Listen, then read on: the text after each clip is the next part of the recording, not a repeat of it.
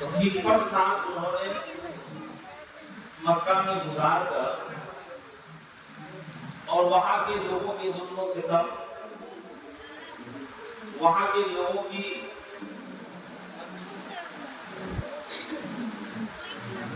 हठधर्मी और बेजा सरकशी से आदि जाकर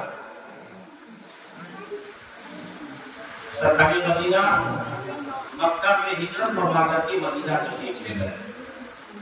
तो उस वक्त उनकी उम्र शरीफ 53 साल की थी।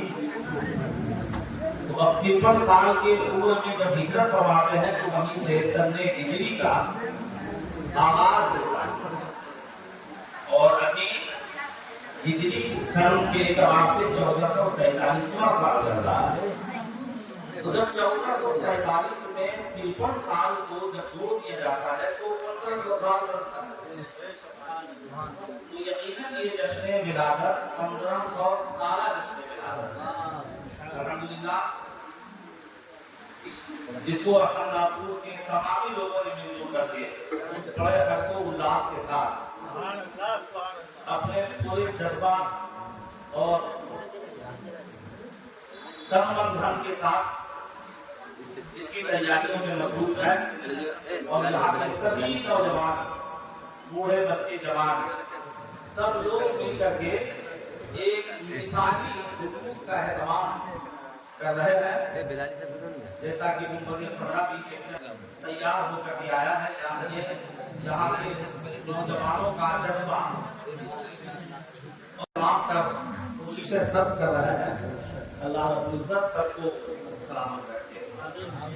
बहरहाल मेरे सरकार दुनिया में तशरीफ लाए और बच्चों की पैदाइश में और मुस्तफा की पैदाइश में काफी फर्क, पैदा होने में भी फर्क था।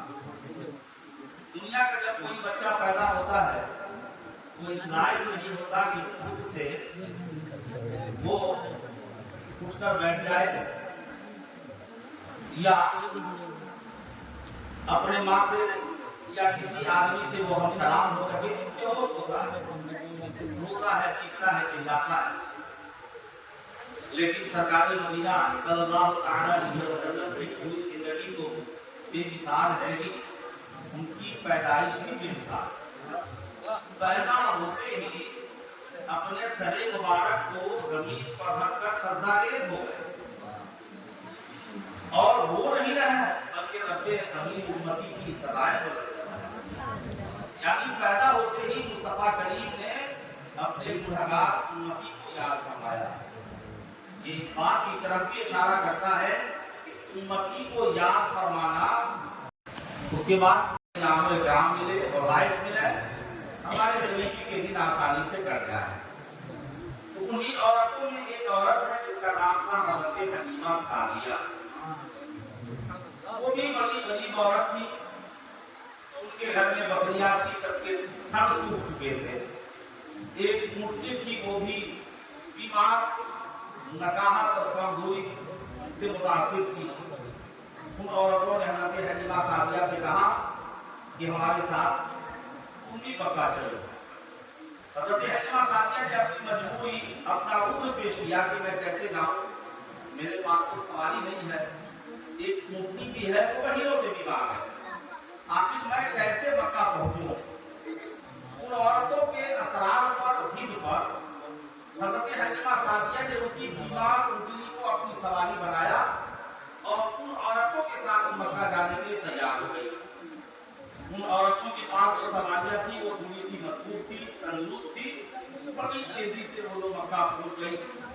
मगर हज़रत हलीमा उस बीमार ऊँटनी पर बैठ करके मक्का जा रही थी, मगर नकाहत और कमजोरी की वजह से वो ऊँटनी चल नहीं पाती थी, बार बार बैठ जाती। हज़रत हलीमा बड़ा परेशान थी कि मैं ऐसे इस सफर को कैसे तय करूं, कैसे मक्का पहुंचूं। बहरहाल बड़ी मुशक्कत के बाद, बड़ी जाफशानी के बाद किसी तरह से हज़रत हलीमा सादिया मक्का पहुंची। तब तक उनके साथ की जितनी औरतें थी मक्का पहुंचकर पूरे मक्का में घूम करके पता लगा कि कहां कहां किसके घर में इंसान बच्चे की पैदाइश हुई है और उन तमाम बच्चों को उन औरतों ने हासिल भी कर लिया था। लेकिन एक ऐसा बच्चा भी उस साल पैदा हुआ था जो पैदा होने से पहले ही यतीम हो चुका था और झोपड़ी में उनकी पैदाइश हो रही है।